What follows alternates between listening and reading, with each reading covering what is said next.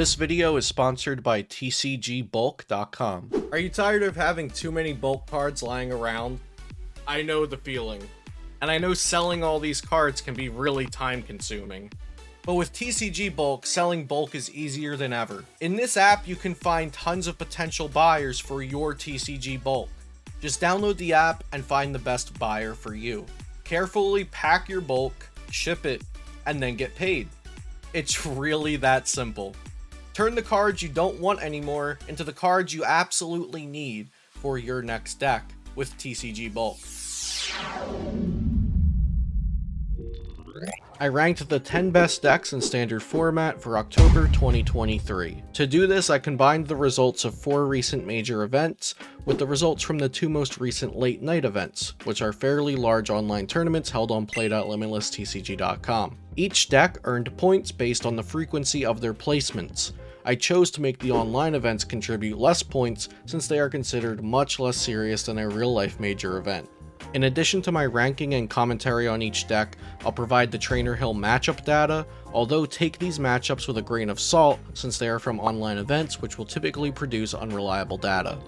If you enjoyed today's video, remember to subscribe for more Pokemon TCG content. If you'd like to support my channel, you can do so by using code CELIO5 at PokeCollect.com for a wide selection of sealed products, pre-orders for new releases, and unique mystery box items. Use code CELIO at PotownStore.com when shopping for Pokemon TCG Live code cards, or use my affiliate links for Dragon Shield sleeves and Into the AM apparel. Also check out PokemonCard.io for deck building, community forums, and news. If you'd like to support further, you can become a Metafy member using my link, which will directly support me, and I also offer Pokemon TCG coaching through Metafy. Coupon codes and affiliate links are in the description down below. Tied for 10th is Lost Zone Box Kyogre and Charizard EX Lost Zone.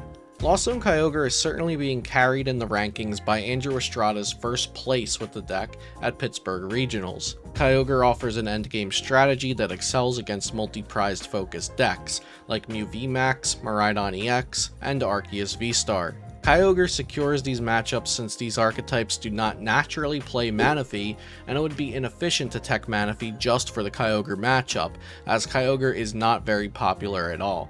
In a way, the scarcity of Kyogre in the field keeps it as a looming threat. Most players choosing to play Lost Zone Box will stick with Turbo Lost Zone instead of Lost Zone Kyogre, because the Kyogre variant is harder to play and is prone to matches ending in a draw. Charizard EX Lost Zone is a fresh archetype with more room to grow.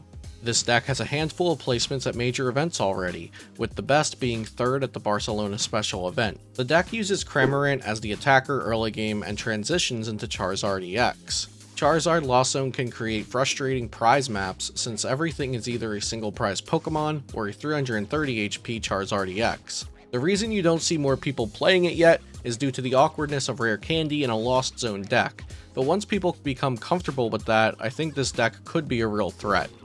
Next is Fusion Strike Mew, which has had a middling start to the season after Vance Kelly's victory at the World Championships.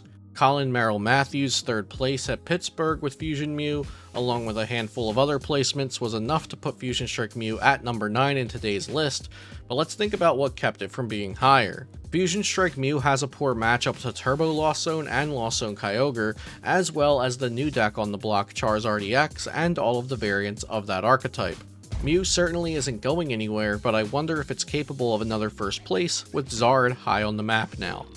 Finally getting some respect, we have Colorless Lugia at number 8 this month. Still playing catch up to the single strike variant, Colorless Lugia has garnered some real respect from players all over the world, including 2nd place at Champions League Yokohama and top 32 at Pittsburgh Regionals. With the new Scarlet and Violet 151 set, Colorless Lugia gains Mew EX as a great attacking option.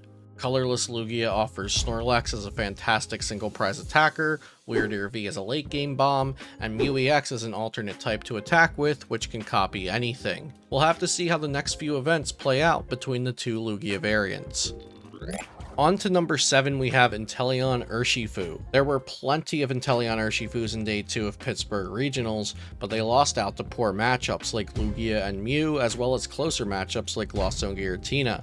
Inteleon Urshifu won the Barcelona special event the following week, and bubbled at 9th in Curitiba the week after that. This archetype will stick around due to its favorable Lost Zone and Gardevoir matchups, since not many decks can boast a convincingly favorable matchup into both of those meta-defining decks. With Mew on the decline and Miraidon on the rise, Inteleon Urshifu shouldn't be going anywhere.